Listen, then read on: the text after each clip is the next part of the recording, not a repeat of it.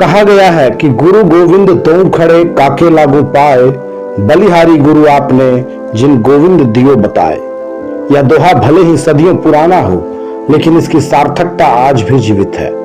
इसे एक बार फिर साकार कर दिखाया है मधुपुर महाविद्यालय के बंगला विभाग के पूर्व विभागाध्यक्ष प्रोफेसर डॉक्टर आशीष कुमार सिन्हा और उनके 50 वर्ष पुराने शिष्य प्रोफेसर डॉक्टर आनंद मूर्ति पांडे ने। जी हाँ, यह कहानी किसी उपन्यास से कम नहीं, बल्कि भावनाओं, श्रद्धा और समर्पण से ओतप्रोत एक जीवंत प्रेरणा है। वर्ष 1974-75 में पटना के एक विद्यालय में 8वीं कक्षा के छात्र हुआ करते थे आनंद मूर्ति पांडे। उन दिनों उनके शिक्षक थे प्रोफेसर आशीष कुमार सिन्हा। समय बीतता गया, परिस्थितियां बदली, पर शिष्य के हृदय में गुरु के प्रति सम्मान की ज्योति कभी मंद नहीं पड़ी। प्रोफेसर आशीष कुमार सिन्हा आगे चलकर मधुपुर महाविद्यालय में बंगला विभाग के विभागाध्यक्ष बने, जबकि उनके शिष्य आनंद मूर्ति पांडे ने शिक्षा और समाज सेवा के क्षेत्र में उल्लेखनीय योगदान दिया।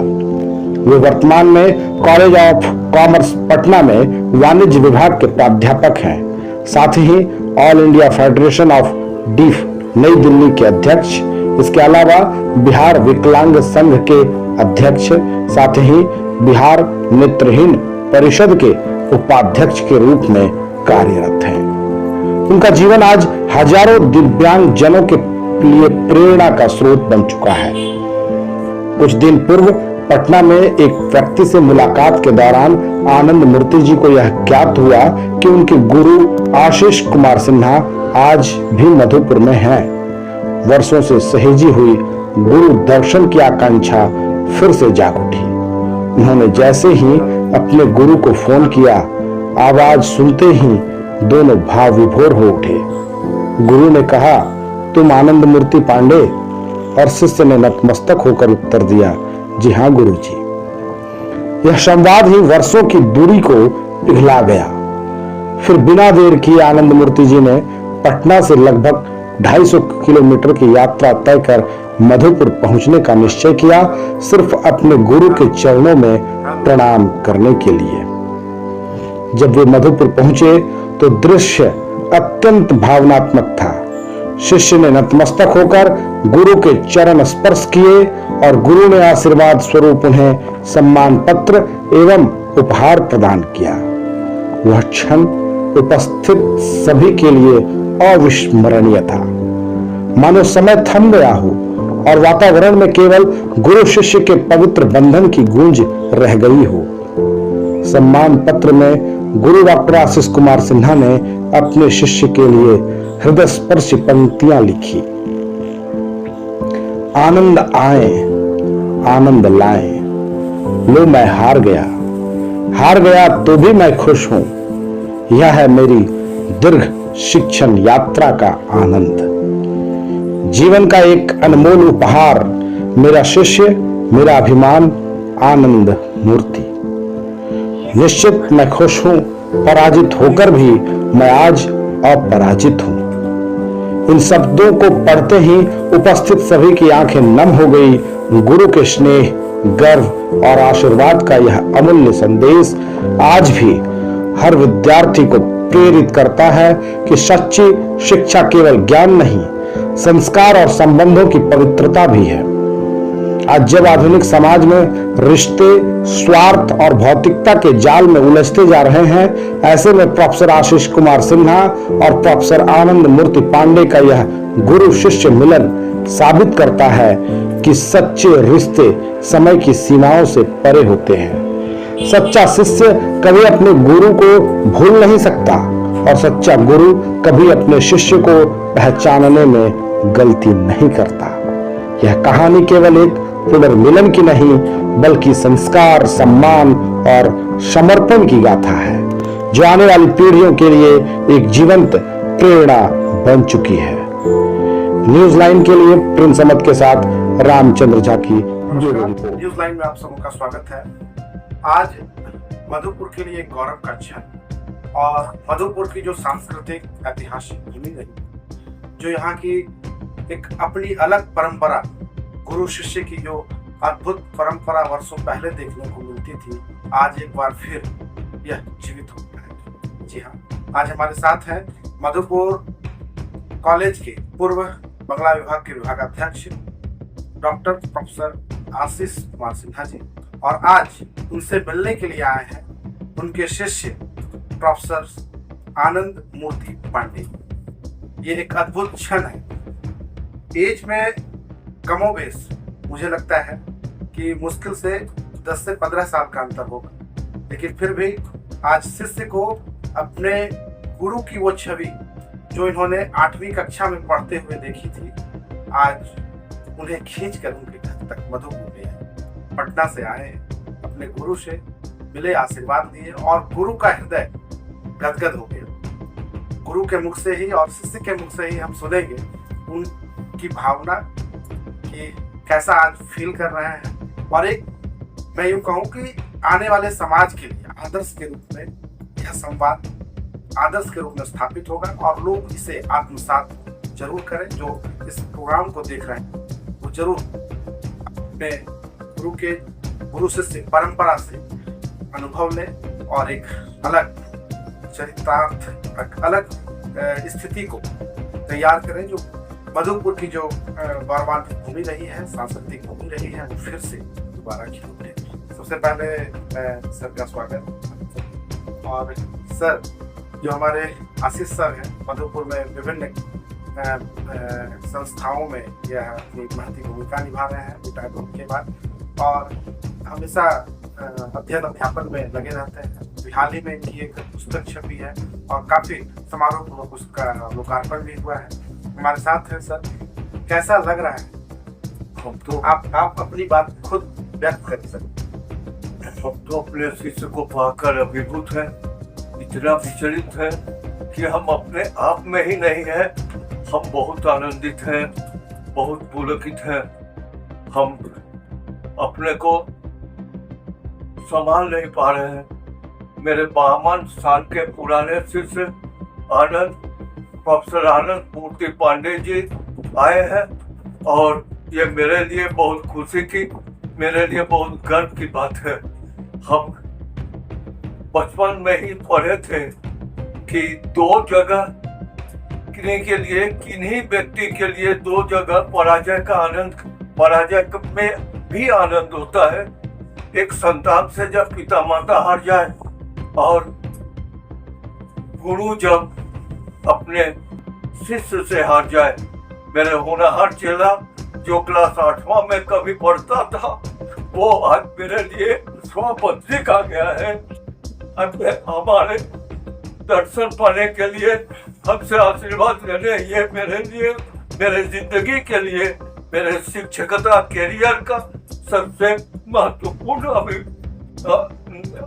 अभिज्ञता है, महत्वपूर्ण उपलब्धि है। उन दोनों को हम प्रेम से, आत्मीयता से, प्यार से स्वागत करते हैं, दिल से आशीर्वाद करते हैं कि वे लोग और बड़े हों और उन्नति करें।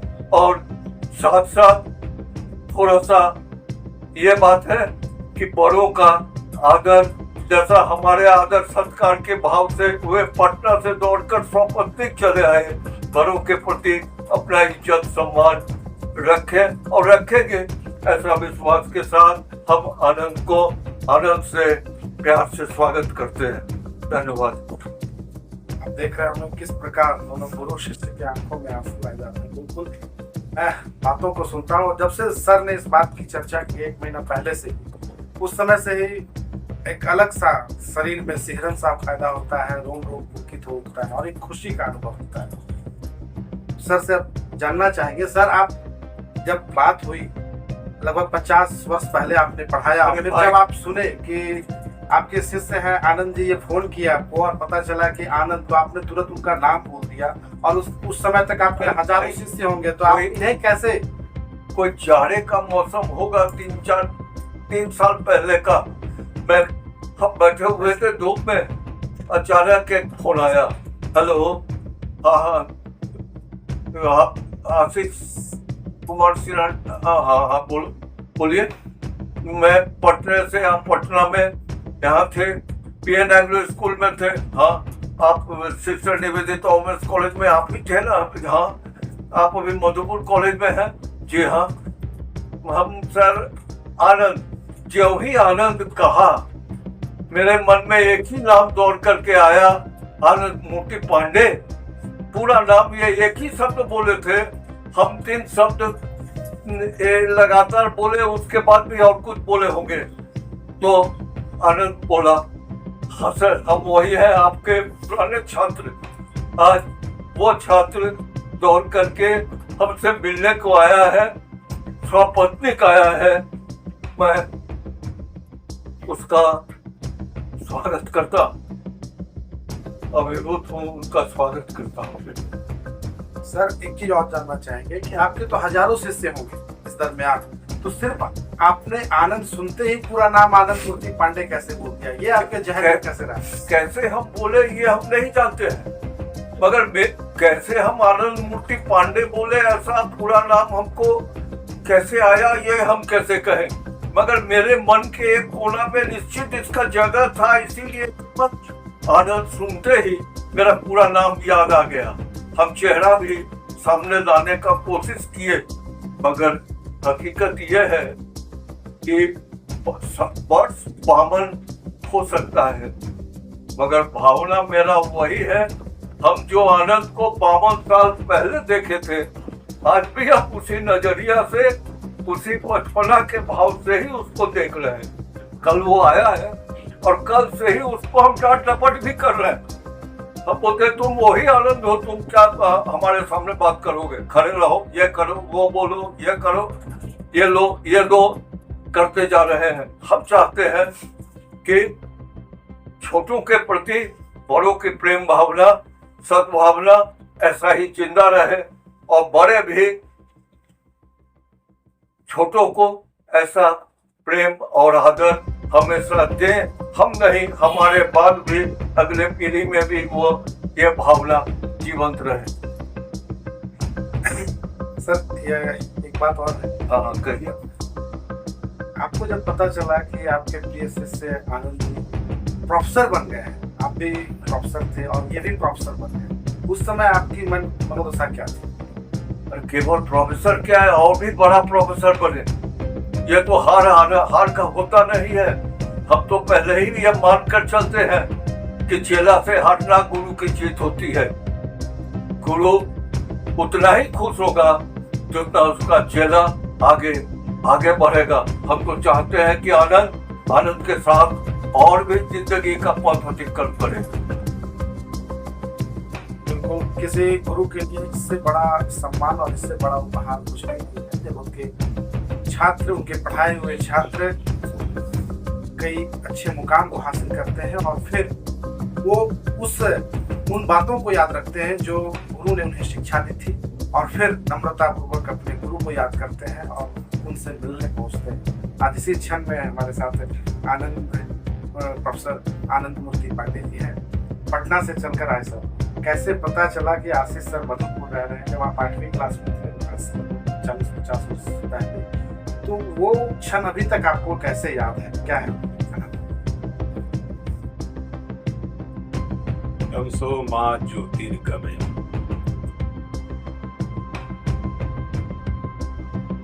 गुरु भ्रम दूर करता है, ब्रह्मा के विस्तार लेता है, विष्णु के।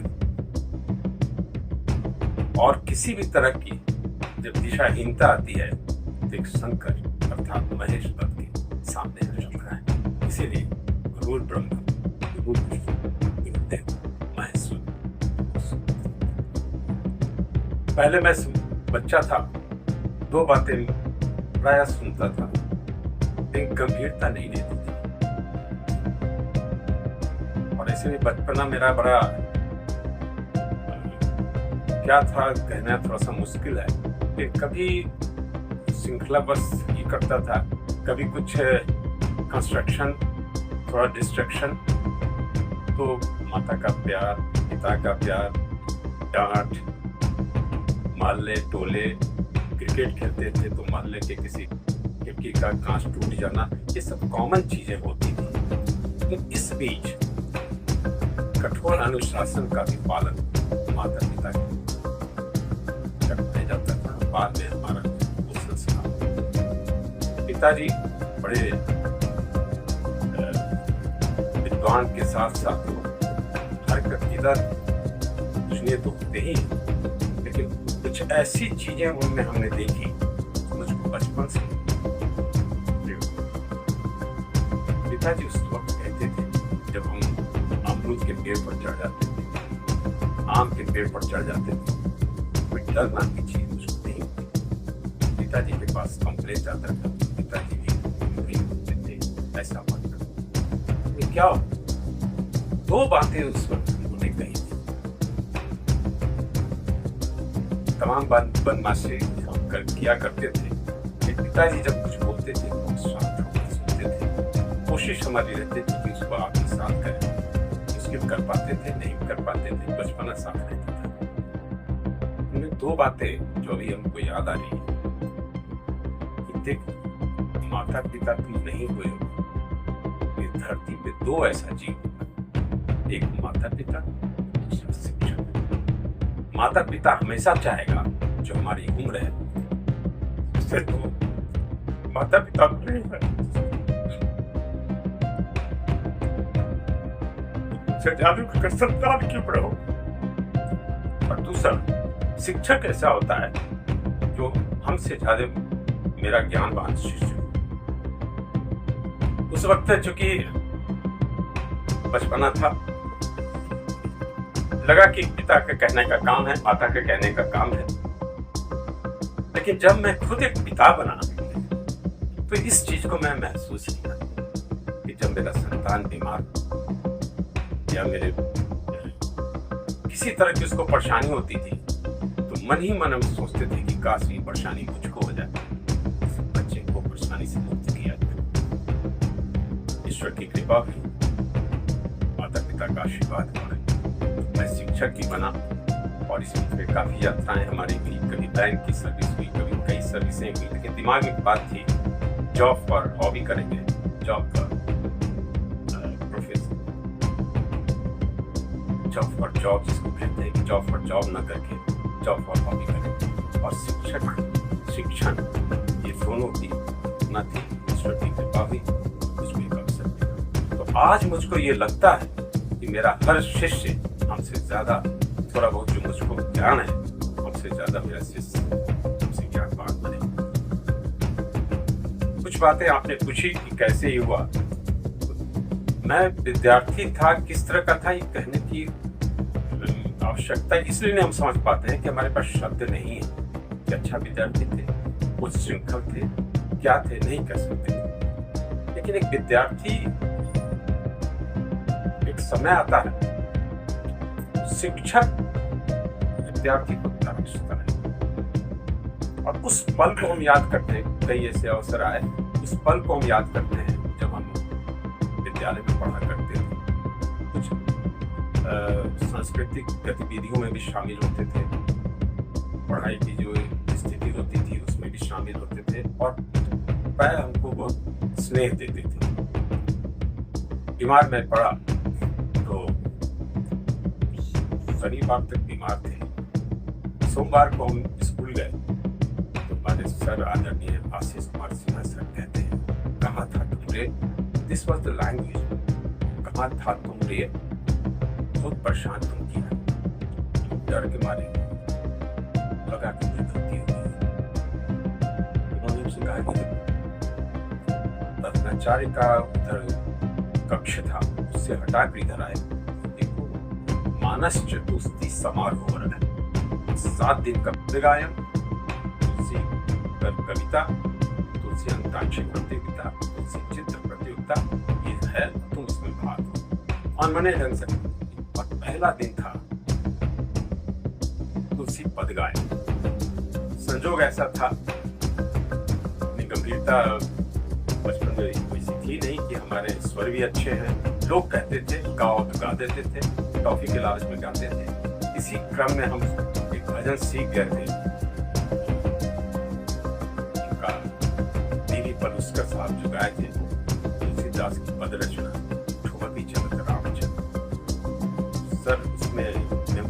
भी थे, सर के भाव से, चेहरे के भाव को हम पढ़ नहीं पा रहे थे, तो योग्यता थी नहीं।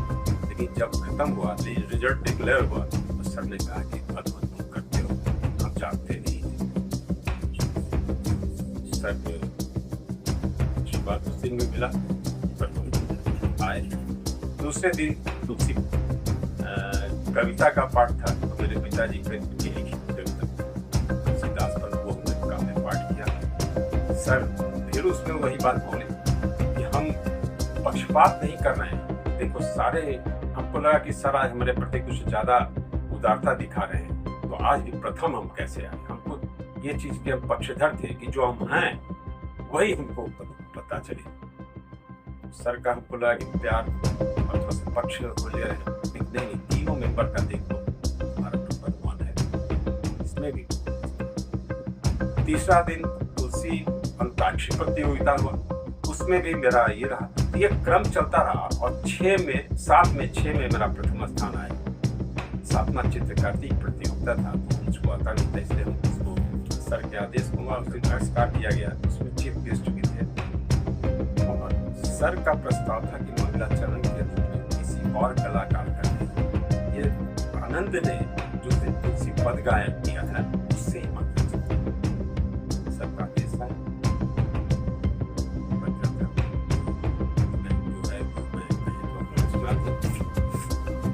उसका संग गायन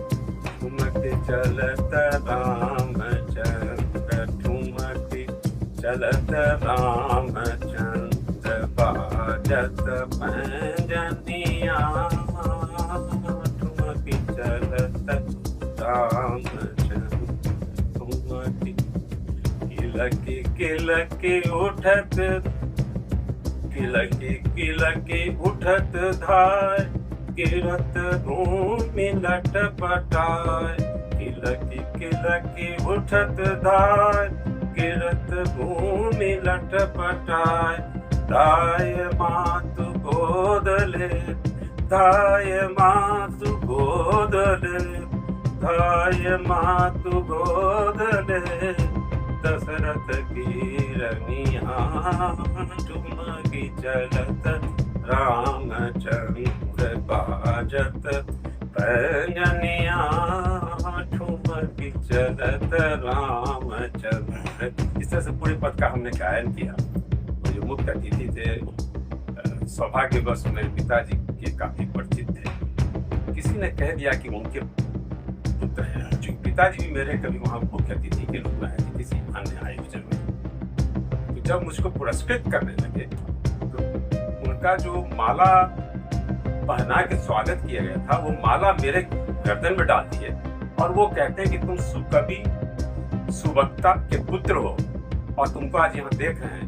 मुझको मैं फूला न समा रहा हूँ, ये फूला न समा रहा हूँ, ये शब्द का मीनिंग भी मैंने जानता था। तो मैं अपने बड़े भाई से आके पूछा कि फूला न समाना क्या होता है, कहीं वो कुछ ऐसा शब्द तो नहीं बोले जो हमारी गलती हुई। नहीं, फूला न समाना मतलब I am out of control. तो इस तरह की बातें होती रही। बाद में बहुत सारी ऐसी चीजें घटती गई, हम पिताजी भी नहीं रहे और हमारा ये देश ऐसा है, जब पिताजी ने अपने शरीर का त्याग किया तो हमारा काफी विचलित थे और शायद जानते नहीं थे। कभी कभी बीच रात को निकल कर वो जो जहाँ पे उनका अंतिम संस्कार किया गया तो वहाँ पहुँच जाते थे पिताजी को।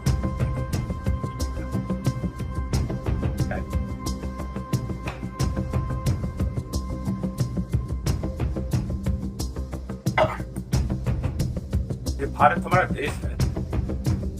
मुझको याद आया कि एक पत्रकार, अमेरिकन पत्रकार ने कहा कि भारत अद्भुत देश है, यहाँ अपने माता पिता, अपने गुरु से इतना प्यार किया जाता है, इतना लगाव है कि माता पिता जब देह का त्याग करते हैं उस वक्त भी लोग अपने कंधे पर बैठा के उस उनको ले जाते हैं। और इतना ही नहीं, उसमें एक चीज है जो जलती नहीं है, उसको लेकर पवित्र जल में दान करते हैं। मुझको उस वक्त याद आया कि काश पिताजी का वो चीज मिल जाता। तो ये दो बातें पिताजी जो कभी कहा करते थे, माता पिता और क्षण से ये सत्य है और इसको हमने देखा। कब? माता पिता बने तब, शिक्षक बने तब, कि पिताजी ने कहा वो अध्याय हमें से पढ़ा जा सकता है, फिर भी वो कंप्लीट नहीं होगा, क्योंकि कई जिंदगियां लग जाएंगी इसको पढ़ने में, फिर भी उसका भाव स्पष्ट नहीं हो सके। ये कुछ बातें ऐसी हैं। इच्छा तो हमारी काफी प्रबल थी काफी दिनों से कि सर का दर्शन लाभ करें, और सर का इस बीच में कुछ शब्द ऐसे होते थे तो मुझको एकदम याद आ जाता था कि मैं क्लास 8 सेक्शन ए में पढ़ रहा हूँ और सर क्लास ले रहे हैं। उस वक्त एक आध दो बातें मेरी गलत चीजें भी हुई थी, मुझको वो भी याद है, क्योंकि क्लास फंक्शन होता था तो मॉनिटर के नाते हमने क्लास में कुछ आइटम रखा था, जिसमें एक गाना रखे थे, हम तुम एक कमरे में बंद। हम नहीं जानते थे इसका भाव क्या होता है। एकमात्र उस गाना के चलते क्लास का जो पुरस्कार होता है वो नहीं मिला। सर ने मुझे बुला के कहा, ये जो तुमने गाया ये गाना इस अवसर के लायक नहीं था, इसलिए मेहता सर ने इसको ऑब्जेक्ट करके कुछ बातें, बहुत सारी बातें याद हैं। अब जब रिमाइंड करते हैं तो और भी चीजें याद आती हैं। वो स्कूल याद आता है, वो स्कूल के हमारे मित्र याद आते हैं, वो स्कूल का मारपीट याद आता है, वो स्कूल का पेन चुराना याद आता है। हमारे पास पेन चुराए थे एक बार, वो भी हमको याद है। अपनी किताब को हम किसी को दिए थे, वो नहीं हमको लौटाया तो उसकी किताब को हम फाड़ दिए थे, तो वो सर हमको डांटे थे। तो सातु गोपाल आदित्य सर थे जो मैथमेटिक्स के बहुत अच्छे टीचर थे, और उनकी बात जब नाम आया तो एक बार याद करते हैं। एक बार हम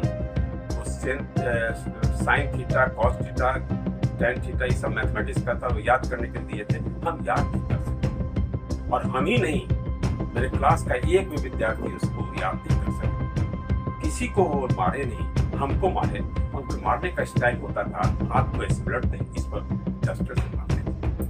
हम बड़े दुखी हुए, 2 दिन स्कूल नहीं गए। तीसरा दिन स्कूल गए, आदित्य सर ने स्कूल कहीं नहीं आया था, 2 दिन एक्शन था। हम बहाना कर दिए कि सर हम तबीयत खराब थी। तबीयत 2 दिन में खराब होती, 3 दिन में ठीक हो जाता। सच बताओ। अभी सर आप हमको कल मार दिए, जबकि होमवर्क तो आपको नहीं बना पाया था। कई एक शब्द वाक्य बना और मेरे लिए सूत्र वाक्य हो गया। उन लोग को क्यों मारेंगे? मारे तुमको इसलिए कि तुम कर सकते हो, करते हो, आज क्यों नहीं? ये कुछ बातें हमारे दिमाग में गुजरती हैं। ये सब बोलने के क्रम में इतनी संख्या और असीमित बातें हैं कि शायद आपका नहीं निकल पाएगा। और अंत में यही हम कहेंगे कि हम बहुत सौभाग्यशाली गुरुवर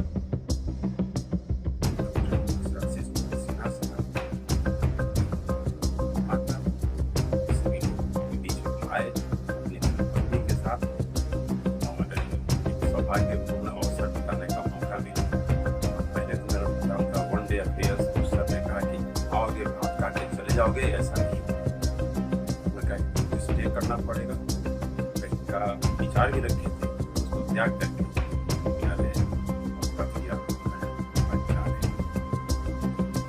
छोटी सी बातें हैं जो दिमाग में छोटा सा प्रश्न। गुरु तो आपके जीवन में कई अध्यापन के क्षेत्र में बचपन में सेकेंडरी हो, लेकिन फिर भी आप आशीष सर को तक याद रखें और उनके प्रति ये भाव। शिक्षक की नियुक्ति होती है, अवकाश ग्रहण होता है। गुरु की न नियुक्ति होती है न अवकाश ग्रहण।